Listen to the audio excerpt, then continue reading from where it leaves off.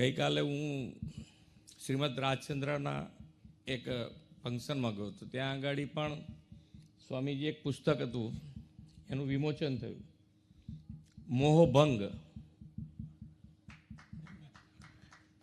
એટલે મોહભંગ થયા વગર તમે અંતર્મુખ થઈ ના શકો. ત્યાં આગળ એના માટેની વાત હતી કે ભાઈ તમારે આગળ વધવું હશે આધ્યાત્મિક રીતે, તો જ્યાં સુધી તમારો કેમેરો બહાર ફર્યા કરશે ત્યાં સુધી તમે અંતર્મુખ થઈ જ નહીં શકો. બહાર કેમ થયા કરે? તો કે ક્યાંક ને ક્યાંક આપણને મોહ છે જ, એ તૂટે તો જ તમે અંતર્મુખ થઈ શકો. અને અહીંયા આગળ જે વાત છે કે આપણી કે ભાઈ આપણે રાષ્ટ્ર માટે શું કરી શકાય, અને રાષ્ટ્ર માટે